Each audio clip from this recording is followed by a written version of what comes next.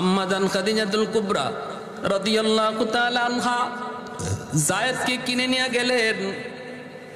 যায়েদ ইবনে হারেসা আম্মা জানের ঘরে গিয়া তিনি এইবার বুঝলেন যে মানুষের মাঝেও মায়া আছে, দয়া আছে, দরদ আছে। এতদিন পর্যন্ত ডাকাতদের হাতে থাকতে তিনি বুঝেন না এই মানুষের দিলে যে মায়া আছে, দরদ আছে। মানুষ দেখলে যায়েদ ভয় পাইতো, ছোট্ট বালক মানুষ দেখলে ভয় পাইতো, মনে করতো মানুষ মানে হিংস্র জানোয়ারের চেয়ে আরো খারাপ। কিন্তু আম্মাজানের ঘরে গিয়ে তিনি শান্তি পাইলেন, মানুষের দরদ মায়া তিনি বুঝলেন। আম্মাজানের সাথে আমার নবীর বিবাহ হলো। এরপরে আম্মাজান যায়েদকে নবীকে হাদিয়া দিয়ে দিলেন। আল্লাহর নবীর কাছে চলে আসলেন যায়েদ ইবনে হারেসা। এখন তো আরো মহামানব দরদি নবীর ঘরে আসলেন, নবীর খেদমত করেন, নবীর গোলাম যায়েদ। আস্তে আস্তে বড় হইতেছেন, নবী মায়া করতেছেন, বড় হইতেছে। এইদিকে ইয়ামেনে তার বাবা তার মা পাগল পাগল, মা শুধু রাস্তায় রাস্তায় যায়েদ যায়েদ কয়া কান্দে, বাবা শুধু দেশ দেশে যায়েদ যায়েদ কয়া ঘোরে। ওই অবস্থায় পাগলের মতো মা বাবা, আর কোনো সন্তান নাই, একমাত্র যায়েদ। মক্কায় কিছু মানুষ ইয়ামান থেকে আসলো হজ করার জন্য। আল্লাহ নবীর সাথে যায়েদকে দেখেই তারা চিনে ফেলেছে, এই ছেলেটা তো আমাদের যায়েদের মতো মনে হয়, যাকে তার মা দীর্ঘদিন আগে হারাইছিল, কয়েক বছর আগে হারাইছে, ডাকাতের হাতে অপহরণ হয়েছে। আমাদের যায়েদই তো, আমাদের যায়েদই তো। ইয়ামেনের লোকগুলি তারা বাড়িতে যাওয়ার পর যায়েদের আব্বাকে যায় জানাইল, তোমার সন্তান যায়েদকে আমরা পাইছি বলে। কোথায়? মক্কায় মুহাম্মদের কাছে। যাও তুমি মুহাম্মদের কাছে যাও, মুহাম্মদের গোলাম, মুহাম্মদের গোলাম। কিন্তু আমরা জানি মুহাম্মাদুর রাসূলুল্লাহ বড় নরম দিলের মানুষ। যদি তোমরা যায় বলো আমাদের ছেলেটা ডাকাতের হাতে অপহরণ হয়েছিল, সব কিছু খুলে বলবা, দেখবা মুহাম্মদ তোমাদের সন্তানকে তোমাদের কুলে ফিরাইয়া দিবে। যায়েদের বাবা যায়েদের চাচাকে লইয়া মক্কায় হাজির। আমার নবী মায়ার নবী দয়ার নবীর ঘরে হাজির। আল্লাহ নবীর কাছে আইসা পরিচয় দিলেন, আমরা ইয়ামেন থেকে এসেছি। কেন? কই শুনেছি আপনার কাছে একটা ছেলে আছে, আপনার গোলাম, নাম হলো যায়েদ। মায়ার নবী বলেন, হ যায়েদ তো আমার গোলাম, তো কি হয়েছে কোন? তখনই যায়েদের বাবার চোখ থেকে টলটলায় পানি পড়ে, কারণ যেই বাবার সন্তান হারাইছে সে জানে সন্তান হারানোর ব্যথা কত কষ্টের। যেই মার সন্তান হারাইছে সেই মা জানে সন্তান হারানোর ব্যথা কত কষ্টের। মরে যাওয়াটা এত কষ্ট নয়, হারায়া যাওয়া যত কষ্ট।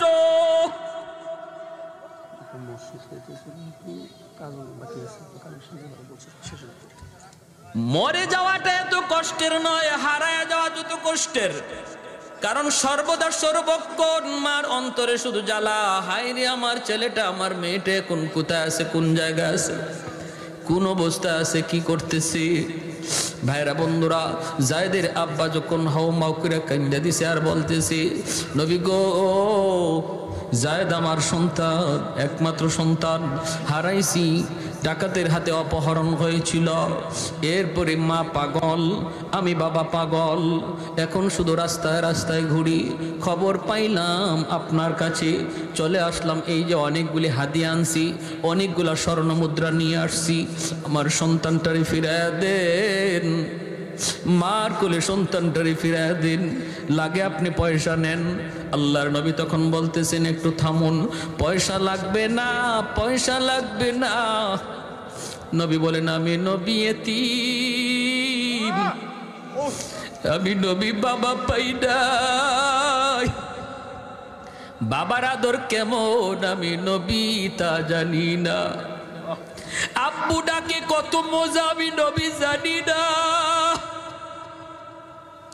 অতএব আমাকে পয়সা দেওয়া লাগবে না, আপনি একটু অপেক্ষা করুন। নবী ডাক দিলেন পাশের রুমি, যায়েদ এইদিকে আসো।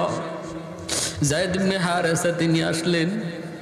ঘরে ঢুকেই তিনি দেখেন দুটা মানুষ বসা, চেহারাটার দিকে তাকাইয়াই চিনে ফেললেন, যায়েদ আমার হারানো বাবা।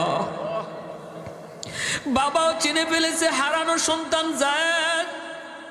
দৌড় দিয়া বাবা সন্তানের বুকে জড়ায় ধরে কান্দে। ছেলে বাবাকে ধরে কান্দে, বাবা ছেলেকে জড়ায় ধরে কান্দে। ভাইরে কারো চোখে এমন নাই যে ওই সময় কেউ কাঁদে নাই। নবী কাঁদতেছেন, যায়েদের চাচা কাঁদতেছে, বাবা কান্দে, ছেলে কান্দে। আল্লাহর নবী রহমতের নবী তখন বলতেছেন, যায়েদ তুমি চিনছো ওনারা কারা? যায়েদ কো নবী কো চিনে ফেলেছি, আমার আব্বা, আমার চাচা। আল্লাহর নবী বলেন, যায়েদ তোমার আব্বু আসছে তোমাকে নিয়ে যাওয়ার জন্য। তোমার মা তোমার জন্য পাগল পারা হয়ে রাস্তায় রাস্তায় ঘুরে, তুমি চলে যাও বাবার সাথে। ও যায়েদ যদি বাবার সাথে যেতে চাও, মায়ের কাছে ফিরত যাইতে চাও, যেতে পারবা। আর যদি আমি নবীর কাছে থাকতে চাও, আমি তোমাকে দূরে সরায়া দিব না। আমি নবীর কাছে যদি থাকতে চাও, আমি তোমাকে আগলে রাখবো। যদি বাপ মার কাছে যাইতে চাও, যেতে পারো। অপশন দুটোটা আল্লাহর নবী দিয়া দিলেন। এইবার যায়েদ ইবনে হারেসা সিদ্ধান্ত নিবেন, বাপ মার কাছে যাবেন না, নবীর কাছে থাকবেন। মাথাটা নিচের দিকে দিয়া দিছেন। যায়েদের বাবা তাকায় তাকায় কাঁদতেছে। কিছুক্ষণ বাবার দিকে তাকায় মাথাটা নিচু করে ফেললেন। এরপরে আমার দয়ার নবীর চেহারার দিকে তাকাইছেন, আর চোখ ফিরান না। 2 দিনের মোহাম্মদ মাত্র মদিনার রাষ্ট্রনায়ক। এখনই আমার নামের আগে তার নাম, নবীর নাম তার নামের আগে, এটা সহ্য করতে পারলো না। সাথে সাথে চিঠিটা ছিঁড়ে নিজের পায়ের নিচে ফেলে দিল। আর নবীর সাহাবে হযরত হারিস ইবনে উমাইর রাদিয়াল্লাহু তাআলা আনহুকে হত্যা করলো, হাত পা গুলি কেটে দিল। আল্লাহর নবী রহমতের নবীর কাছে এই খবর যেই মাত্র নবীর দরবারে আসলো, আমার নবী সইতে পারেন না। নবীজির চোখ থেকে দর দর করে পানি পড়ে নবী কান্দেন আর বলেন, আমার হারেসের তো কোনো দোষ ছিল না, আমি তো তারে দুধ বানায় পাঠাইছি, দুধের তো কোনো দোষ নাই। অপরাধ যদি করি আমি নবী করছি, আমার হারেসরে কেন মারল? তাও এইভাবে অঙ্গ প্রত্যঙ্গগুলি কাইটা দিল। মায়ার নবী, দয়ার নবী, রহমতের নবী গরম হয়ে গেলেন নবীজি। সাহাবায়ে কেরামের সামনে নবী বায়াত নিলেন, শপথ নিলেন, আমার হারেস হত্যার বিচার না নেওয়া পর্যন্ত, বদলা না নেওয়া পর্যন্ত আমরা কেউ শান্তিতে ঘুমাবো না।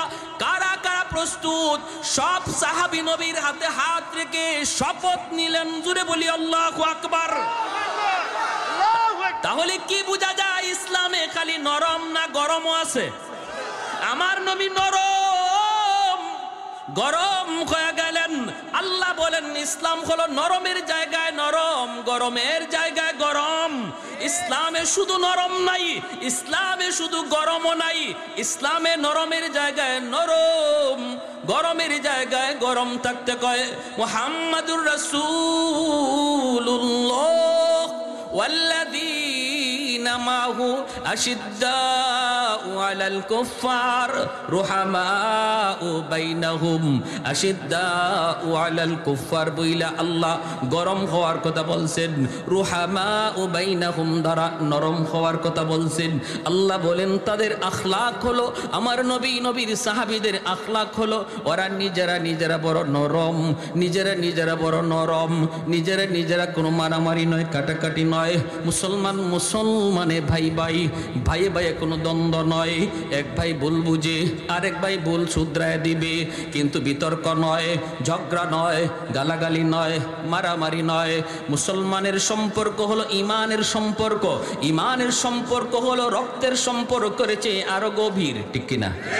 ইমানের সম্পর্ক রক্তের সম্পর্কের চেয়ে আরো গভীর, আরো গভীর।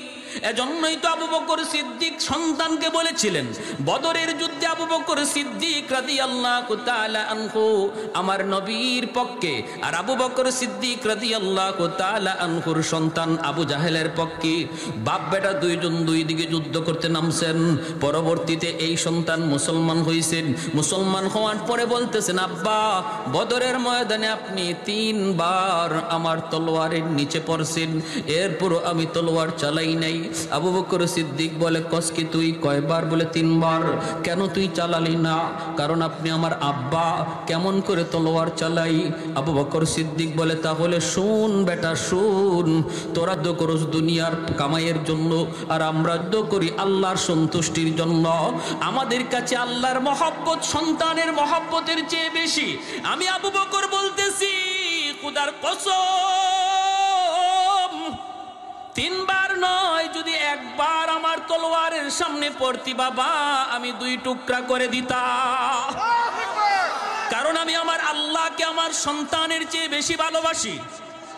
আমার দ্বীনকে, ইসলামকে আমি আমার সন্তানের চেয়ে ভালোবাসি।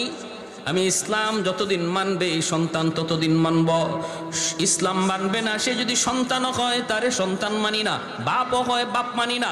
ইসলাম মানে না, যদি নেতা হয় নেতা মানি না। আওয়াজ দিয়ে জোরে বলেন। নেতা মানি ততক্ষণ যতক্ষণ ইসলাম মানে, নেত্রী মানে ততক্ষণ যতক্ষণ আল্লাহ রসুল মানে। আমি ততক্ষণ পর্যন্ত দল করি, দল যতক্ষণ ইসলাম মানে। যেদিন দল ইসলাম মানবে না, দল করি না। যেদিন নেতা নেত্রী ইসলাম মানবে না, আমার আল্লাহ রসুল নিয়ে কথা বলবে, নেতা নেত্রী মানি না, এর নাম হলো মুসলমান। প্যারে হাজিরিন, এটা হলো রুল। মাল ইমান ইয়া রাসূলুল্লাহ, ইযা সাররাতকা হাসানাতুকা ওয়া ইযা সাআতকা সাইয়্যাতুকা ফাআনতা মুমিন। নবী রুল বানায় দিলে স্কেল। এই স্কেল দিয়ে তুমি তোমার ইমান মাপো, ইমান আছে না নাই তুমি নিজে বুঝবা। ইসলামের পক্ষে কথা শুনলে যদি তোমার দিলে ভালো লাগে, বুঝবা তোমার ইমান আছে। ইসলামের বিপক্ষে কথা শুনলে যদি মনে কষ্ট লাগে, বুঝবা ইমান আছে।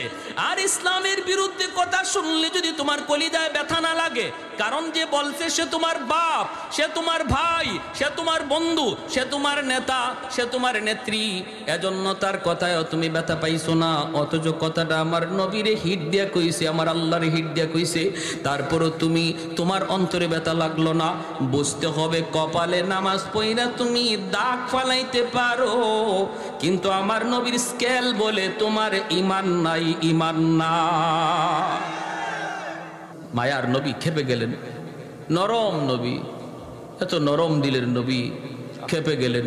নবী খেপে বলতেছেন সাহাবীরা হাতে হাত রেখে শপথ নাও। সব সাহাবী শপথ নিলেন। আল্লাহ নবী বলতেছেন শুনেছি ওরা 2 লক্ষ মদিনা আক্রমণের জন্য আসতেছে। আমি 3000 সেনাবাহিনী প্রস্তুত করলাম। 3000-এর মধ্যে নবী বলেন 4 জন সেনাপতির নাম ঘোষণা করব। 3 জনের নাম বলবো, 4র্থ জনের নাম বলবো না। এই 4 জন, যে 3 জনের নাম বলবো, এই 3 জন অবশ্যই যুদ্ধে যাবে। আর বাকিরা মন চাইলে যাইও, না চাইলে আমার বাধা নাই। তবে আমি নবী বলতেছি, আমার আল্লাহ বলেছেন এই দুশ্মন 2 লাখ হলেও মুসলমানের বিজয় হবে।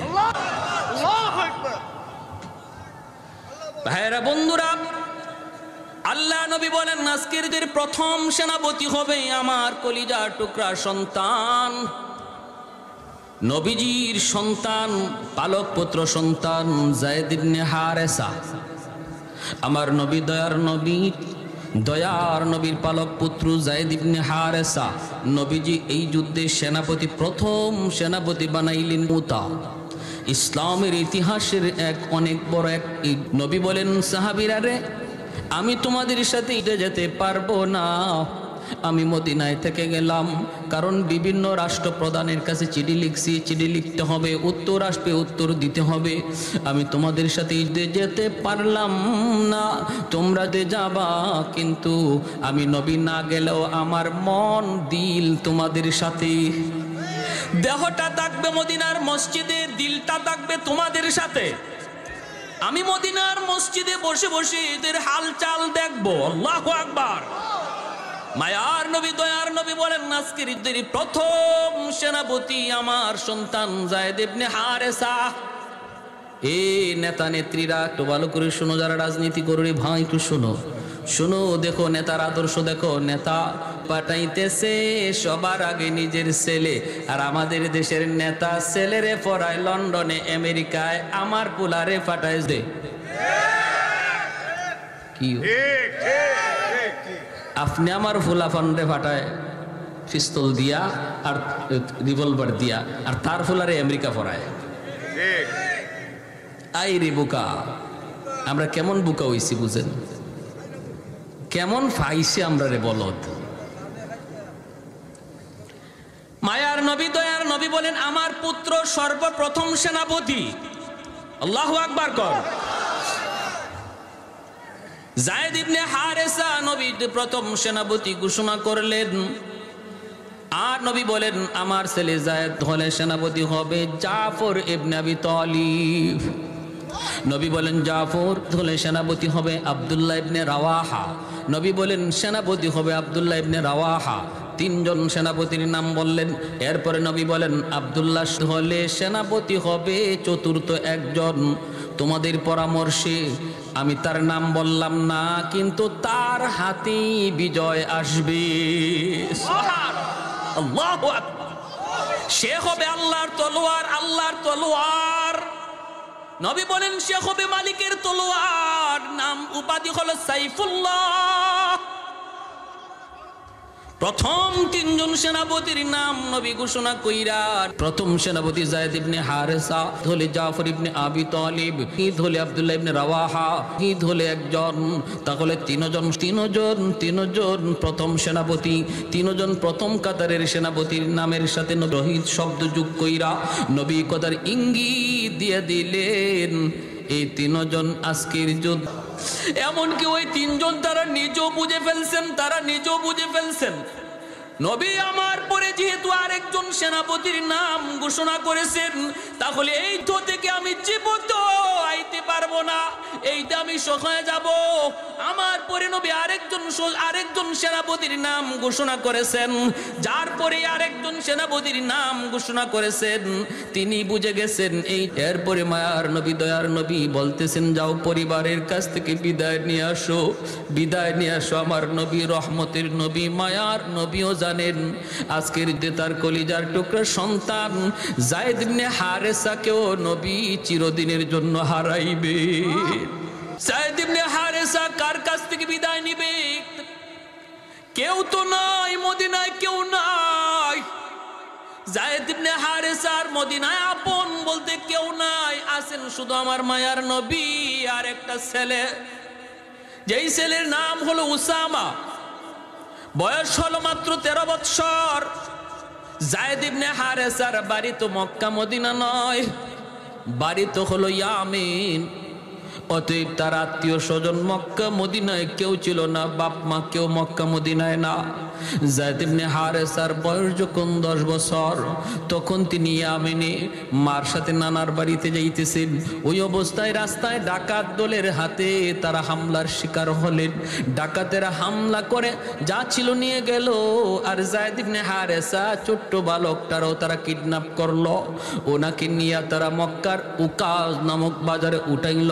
তখন মানুষ বেচা কেনা হইতো, উকাজ নামক বাজারে উঠাইল, দাম ধরলো, আর ওই দাম অনুপাতে কিনলেন তাকে আম্মাজান খাদিজাতুল কুবরা রাদিয়াল্লাহু তাআলা আনহা।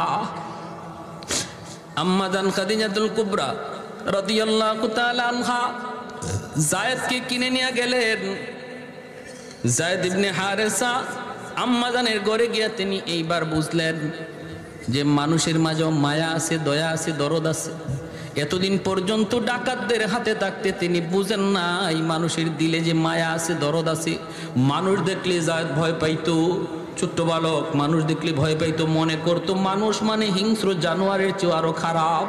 কিন্তু আম্মাজানের ঘরে গিয়ে তিনি শান্তি পাইলেন, মানুষের দরদ মায়া তিনি বুঝলেন। আম্মাজানের সাথে আমার নবীর বিবাহ হলো। এরপরে আম্মাজান যায়েদকে নবীকে হাদিয়া দিয়ে দিলেন। আল্লাহর নবীর কাছে চলে আসলেন যায়েদ ইবনে হারেসা। এখন তো আরো মহামানব দরদি নবীর ঘরে আসলেন, নবীর খেদমত করেন, নবীর গোলাম যায়েদ। আস্তে আস্তে বড় হইতেছেন, নবী মায়া করতেছেন, বড় হইতেছে। এইদিকে ইয়ামেনে তার বাবা তার মা পাগল, মা শুধু রাস্তায় রাস্তায় যায়েদ কয়া কান্দে, বাবা শুধু দেশে যায়েদ কয়া ঘোরে। ওই অবস্থায় পাগলের মতো মা বাবা, আর কোনো সন্তান নাই, একমাত্র যায়েদ। মক্কায় কিছু মানুষ ইয়ামান থেকে আসলো হজ করার জন্য। আল্লাহ নবীর সাথে যায়েদকে দেখেই তারা চিনে ফেলেছে, এই ছেলেটা তো আমাদের যায়েদের মতো মনে হয়, যাকে তার মা দীর্ঘদিন আগে হারাইছিল, কয়েক বছর আগে হারাইছে, ডাকাতের হাতে অপহরণ হয়েছে। আমাদের যায়েদেই তো, আমাদের যায়েদেই তো। ইয়ামেনের লোকগুলি তারা বাড়িতে যাওয়ার পর যায়েদের আব্বাকে যায় জানাইলো, তোমার সন্তান যায়েদকে আমরা পাইছি বলে। কোথায়? মক্কায় মুহাম্মদের কাছে। যাও তুমি মুহাম্মদের কাছে যাও, মুহাম্মদের গোলাম, মুহাম্মদের গোলাম। কিন্তু আমরা জানি মুহাম্মাদুর রাসূলুল্লাহ বড় নরম দিলের মানুষ। যদি তোমরা যায় বলো আমাদের ছেলেটা ডাকাতের হাতে অপহরণ হয়েছিল, সব কিছু খুলে বলবা, দেখবা মুহাম্মদ তোমাদের সন্তানকে তোমাদের কুলে ফিরিয়ে দিবে। যায়েদের বাবা যায়েদের চাচাকে লইয়া মক্কায় হাজির। আমার নবী, মায়ার নবী, দয়ার নবীর ঘরে হাজির। আল্লাহ নবীর কাছে আইসা পরিচয় দিলেন, আমরা ইয়ামেন থেকে এসেছি। কেন? কই শুনেছি আপনার কাছে একটা ছেলে আছে, আপনার গোলাম, নাম হলো যায়েদ। মায়ার নবী বলেন, হ যায়েদ তো আমার গোলাম, তো কি হয়েছে কোন?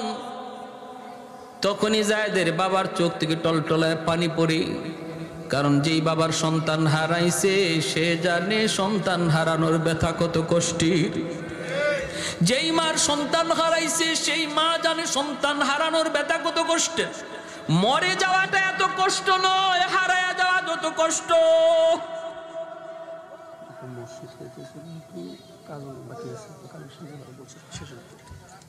মরে যাওয়াটা এত কষ্টের নয়, হারায়া যাওয়া যত কষ্টের। কারণ সর্বদা সর্বক্ষণ মার অন্তরে শুধু জ্বালা, হায় রে আমার ছেলেটা, আমার মেয়েটা কোন কোথায় আছে, কোন জায়গায় আছে, কোন অবস্থা আছে, কি করতেছে। ভাইরা বন্ধুরা, যায়েদের আব্বা যখন হাউমাউ করে কান্দা দিছে আর বলতেছে, নবী গো, যায়েদ আমার সন্তান, একমাত্র সন্তান হারাইছি, ডাকাতের হাতে অপহরণ হয়েছিল। এরপরে মা পাগল, আমি বাবা পাগল, এখন শুধু রাস্তায় রাস্তায় ঘুরি। খবর পাইলাম আপনার কাছে, চলে আসলাম। এই যে অনেকগুলি হাদিয়া আনছি, অনেকগুলা স্বর্ণ মুদ্রা নিয়ে আসছি, আমার সন্তানটারে ফিরাইয়া দেন, মার কোলে সন্তানটারে ফিরাইয়া দিন, লাগে আপনি পয়সা নেন। আল্লাহর নবী তখন বলতেছেন, একটু থামুন, পয়সা লাগবে না, পয়সা লাগবে না। নবী বলেন, আমি নবী এতিম, আমি নবী বাবা পাই নাই, বাবার আদর কেমন আমি নবী তা জানি না, আব্বু ডাকে কত মজা আমি নবী জানি না। অতএব আমাকে পয়সা দেওয়া লাগবে না, আপনি একটু অপেক্ষা করুন। নবী ডাক দিলেন পাশের রুমি, যায়েদ এইদিকে আসো। যায়েদ ইবনে হারেসা তিনি আসলেন। ঘরে ঢুকেই তিনি দেখেন দুটা মানুষ বসা, চেহারাটার দিকে তাকাইয়াই চিনে ফেললেন, যায়েদ আমার হারানো বাবা। বাবাও চিনে ফেলেছে হারানো সন্তান যায়েদ। দৌড় দিয়া বাবা সন্তানের বুকে জড়ায় ধরে কান্দে।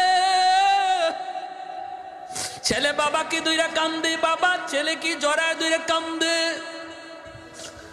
ভাইরে, কারো চুকে এমন নাই যে ওই সময় কেউ কাঁদে নাই। নবী কাঁদতেছেন, যায়েদের চাচা কাঁদতেছে, বাবা কান্দে, ছেলে কান্দে। আল্লাহর নবী রহমতের নবী তখন বলতেছেন, যায়েদ তুমি চিনছো ওনারা কারা? যায়েদ কো, নবী গো চিনে ফেলেছি, আমার আব্বা, আমার চাচা। আল্লাহর নবী বলেন, যায়েদ তোমার আব্বু আসছে তোমাকে নিয়ে যাওয়ার জন্য, তোমার মা তোমার জন্য পাগল পারা হয়ে রাস্তায় রাস্তায় ঘুরে, তুমি চলে যাও বাবার সাথে। ও যায়েদ, যদি বাবার সাথে যেতে চাও, মায়ের কাছে ফিরত যাইতে চাও, যেতে পারবা। আর যদি আমি নবীর কাছে থাকতে চাও, আমি তোমাকে দূরে সরায়া দিব না। আমি নবীর কাছে যদি থাকতে চাও, আমি তোমাকে আগলে রাখবো। যদি বাপ মার কাছে যাইতে চাও, যেতে পারো। অপশন দুটোটা আল্লাহর নবী দিয়া দিলেন। এইবার যায়েদ ইবনে হারেসা সিদ্ধান্ত নিবেন, বাপ মার কাছে যাবেন না, নবীর কাছে থাকবেন। মাথাটা নিচের দিকে দিয়া দিছেন। জায়েদের বাবা তাকায় তাকায় কাঁদতেছে। কিছুক্ষণ বাবার দিকে তাকায় মাথাটা নিচু করে ফেললেন। এরপরে আমার দয়ার নবীর চেহারার দিকে তাকাইছেন, আর চোখ ফিরান না।